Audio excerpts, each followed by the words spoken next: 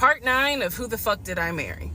So we're pausing on the house stuff. Let me tell you about the car. So when I met my ex-husband, I was driving a 2012 Nissan Rogue, fully loaded. It had quite a few miles on it, but it got me from A to B. It was in good condition, but I was upside down in the car. He was driving a 2018 Ford Taurus,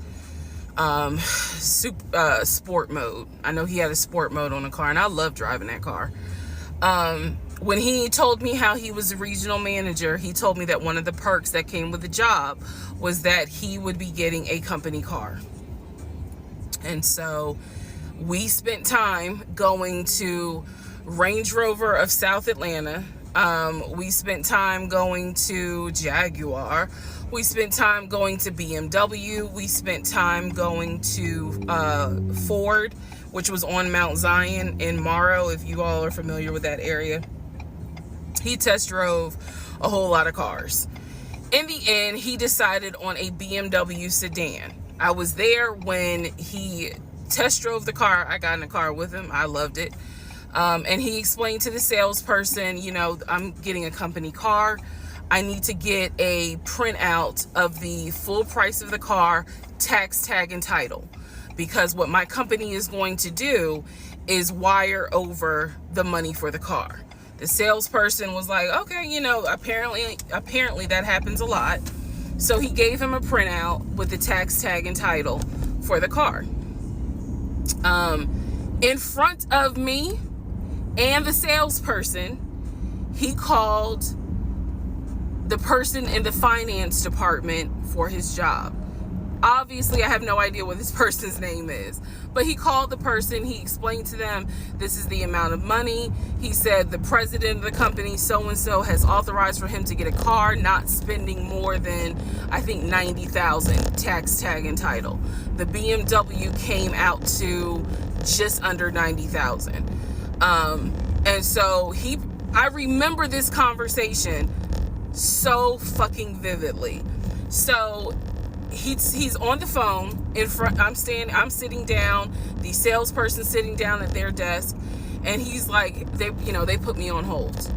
And so he's like, I guess the person comes back and he says, yeah, the price of the car is blah, blah, blah. He was like, give me a second and I can send you a picture of that printout that shows tax, tag, and title for the BMW. He gets off the phone. He takes a picture of it. He sends it to whoever. He waits about 10 minutes. He calls the person back. He says, did you get it? Apparently the person did get it. But the person who can actually physically do the wire transfer had gone home for the day. So what he says to the BMW salesperson, he's like, okay, we're going to have to do this tomorrow because so-and-so went home for the day. I don't know who the salesperson is. I can only tell you from my viewpoint what I thought. I had no reason to think this was a lie. I really didn't. Because again, you got to please keep in mind the circumstances that all of this is happening. We're inside the dealership. We're sitting at the desk of this person. He gave us the printout. He's on the phone, doing business, basically saying, look, this is how much money the car is going to cost. He's taking a picture of it. He seemingly is texting someone saying this is how much, this is proof of how much it is. Then he asked the BMW salesperson, I need your wire transfer information. The guy got up, rushed over to, I guess, their finance area to get the bank wire information, because obviously you have to wire it a certain kind of way. Rushes back over, gives it to my ex-husband. My ex-husband's like, okay, first thing in the morning, we will get this wired over, and then, I'll come and pick up the car. My fiance, will drive me up here to pick up the car. So we leave. He felt like, because at the time that this all happened, I was pregnant. So he felt like, look, we're about to have a baby. I don't want you driving that Nissan Rogue. I want to get you something. I want to get you something more secure, something new. I really wanted a Kia. I really wanted a Kia Telluride. And he was like, well, let's look at the warranty. This man knew a lot about cars. He knew a lot about the warranty. He knew a lot about the depreciation value. And so he did talk to me a lot about what will we get the most for our money. We test drove, when I say we, I test drove a Kia Telluride, a Kia Sorento. He didn't like either of those. He had me test drive a Ford Explorer. He didn't really care for that. Then came time where he really wanted me to get a BMW. He really wanted me to get a BMW X5. So he took me to Global BMW Imports, which, if you know anything about Atlanta, it's off of Cobb Parkway, but you can see it off the highway. I believe 285 is where you can see the Global Imports BMW dealership. He took me there. He had me test drive an X5, an X6. He also had me test drive I think I'm gonna get the numbers wrong, a 525, which was a sedan. I did not like that. I wanted an SUV. I loved driving the BMW. He also had me drive an M Series, test drive an M Series. So he was very adamant that I should get a BMW. The reason being is because, according to him, he had a BMW in California when he lived in San Diego. He had a BMW that he loved. It was a white BMW. He showed me pictures of the BMW. So he showed me pictures of this white BMW that he had, and unfortunately, the car got totaled about 2 months before he moved to Georgia. So he had received money, not a lot, but some money to get another car, and he used it to get the Ford Taurus because he was like, I just need a car that's going to get me from A to B until I get into a house and I'm much more settled. For him, he was like, I'm really giving myself 60 days to get settled here in Georgia after moving from California. But then he met me. Again, that's the story. So he had me test drive the BMW. So much so, I loved the BMW. Loved it. I wanted a dark blue BMW with cognac interior. I wanted an X5, and I wanted an M Series. So I can clearly tell y'all that's exactly the car I wanted. We were online looking for that particular car because not every dealership had it. I was okay with a black BMW if needed. But I really wanted dark blue, and I really wanted that cognac colored interior. So he felt like, I want you to consider all of a sudden an Audi Q8. Let's just see how you like it. If you don't really like it, then we will go back to the BMW. I cannot tell you why he switched up. I can't. But I can tell you he took me to an Audi dealership on Peachtree Industrial. He test drove an Audi, and I test drove an Audi Q8. I loved the Q8. Loved it, loved it, loved it. But I was tired of test driving cars. By this point, I had test driven so many cars. Our weekends were spent either looking at a house or test driving cars. And I was picky, I will admit that. So he had me test drive the Q8. I really liked it. I finally just told him, look, I'm good with either the BMW or the Audi, because I'm tired of test driving cars. He told my family he was buying me a new car because, keep in mind, not keep in mind, let me let y'all know, he had met my family initially on Zoom because, again, we were locked down. He had met my family. He also had met my family in person because at this point, it was like, look, if you're not showing any symptoms, maybe we can do family dinner. And so we had. So he had met my family in person. And now we will go ahead and move towards part 10 of this series.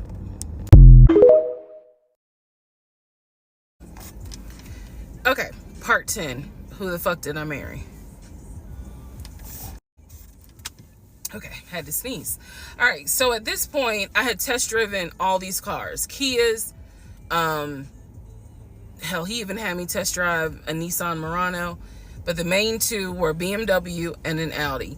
He had told my grandfather he was getting me a car. He had told my aunt he was getting me a car. That he was going to, he was like, she's going to be my wife. I want her to be in something secure. So my family was really like, wow, wow. Who knew that he had this kind of money? And so I hated the fact that he did that, because anytime he got around my family, here's another red flag to put in the United Nations of red flags, he would always talk about money, and he would always brag. I never realized it in real time. I didn't realize it until I was out of the situation. He always bragged about the fact that he could fight, the fact that he had money, and the fact that he played football. Those are the three things he always bragged about. Back to the cars.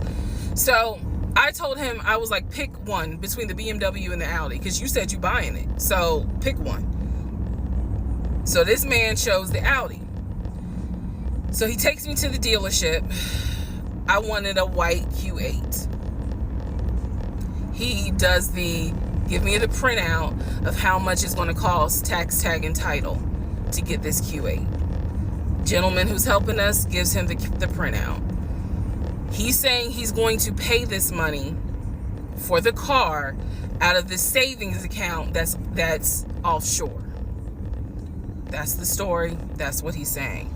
So he apparently is asking the guy, is there a holding fee? Can I pay a holding fee to secure this car while I'm working to get the money transferred? Because obviously with COVID, it's going to take long for the banks to transfer the money. Side note, I need everyone to understand, one of the reasons why he was able to get away with the stuff he got away with is because we were on lockdown. It's crazy because it's now 2024, but I don't know, do we all remember how it seemed like a lot of stuff stopped in 2020? Now, keep in mind, that's not an excuse I'm making, because shit still got done. But in terms of business as usual just was not happening in 2020 at this time. So when he's saying, oh, it's going to take a while for the bank to transfer the money, the gentleman who was working at Audi he didn't make a face. He didn't blink. He was like, I know it's going to take a while because of COVID. So basically what ends up happening is we leave. He has the printout. He calls the bank, or he calls his financial advisor, who does have a name. The financial advisor's name is Eric.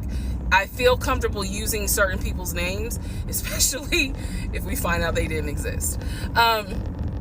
So he calls Eric. He tells Eric in front of me,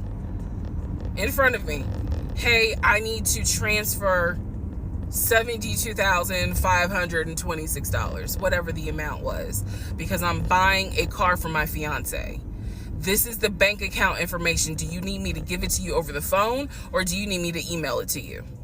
Pause. I can't hear what the person's saying, but that's what he would do. Do you need me to give it to you over the phone, or can I email it to you? Okay. All right, give me a few minutes and I'll go ahead and email it to you. All right, let me know. I'll call you back to find out if you received it. Okay, hang up. So I'm hearing this because, again, I'm not paying attention to, did I hear anybody on the other phone? Did I hear anybody on the other end? So he proceeds to type up an email, type up something, telling him this is the information that we need. I didn't think anything of it. He called me at work the next day to tell me that the money was sent to Audi, that he called Audi and he confirmed with Audi that they received the money. What he told me is that the car is going to be delivered to the house. Y'all, it's not that I lived in the hood, because I didn't, but I did not live in an area of Clayton County where you would have a brand new Audi delivered to your house. So I remember saying to him, I don't want that car delivered to the house, not yet, because I need to put that car in the garage. And my Nissan I only had a one car garage, so my Nissan was in the garage. So he said, okay, well, let me call them back and change the delivery date. Can you be home, or can you do a half day?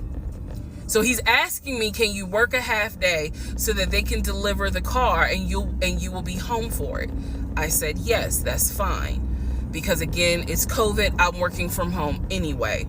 I only had to go in the office 2 days a week. So I'm at home the next day. He told me the car would be delivered between the hours of 1 and 3. Obviously, between 1 and 3, nothing happened. So 3 o'clock, I called him. He's at work. He sends me the voicemail. He calls me back. I said, it's 3 o'clock. No one ever came with the car. What's going on? And then I remember I was like, well, do I need to call Audi myself? Because I thought that you handled it. But if you didn't handle it, do I need to call them? And so whenever I would suggest I will handle it, he would get very, very defensive. Red flag number 472. So he was like, no, I will call Audi. Don't do anything. I'll call Audi and find out what's going on. Okay. So I'm at home chilling, cooking dinner, normal night. He calls me back and says, yeah, the car was stuck on the truck in Spartanburg, because apparently that's where their deliveries come from. So when he told me this, I was in the kitchen laughing, because by this point, I will be honest, and I told y'all I'll be honest even when it makes me look bad. I was guilty of, on one hand, I believed him, and on the other hand, I was like, let me see what lie he come up with. Let me just see. But keep in mind, my brain was really like not rationalizing, not comprehending how deep the lie was. I just thought that no one told him the car was going to be delivered, and he made that up. I had no idea how deep the lie went. So he said, the car's in Spartanburg. It should be delivered this weekend. The weekend came, he had a whole other excuse. I don't remember what the exact excuse was as to why the car was never delivered. I do remember we got into an argument, and I was like, don't even worry about it. I'm going to get a new car my damn self. I don't even need your help. Which is probably one of the worst things you can tell a narcissist, because they love to be the hero, it's all about them. But I was like, don't even worry about it. I'll get, when I have the money to get a car myself, I'll do it. I don't want to hear anything else about a new car. I don't want to hear shit else about a car. Because at this point, I was spending way too much time trying to figure out, are we getting a car? Are we getting a house? Like, what the fuck is going on? Always there was an excuse. So when I told him I don't want to hear anything else about a car, and I am not going to a dealership to test drive another car, that ended that whole discussion right there. So this is where I'm going to interject what I believe was happening. I believe that my ex-husband is the type of person, he gets off, nut.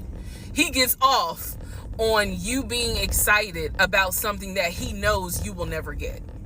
So I believe that he enjoyed going to car dealerships. He enjoyed watching me test drive a car and get excited about it, knowing I was not going to get it.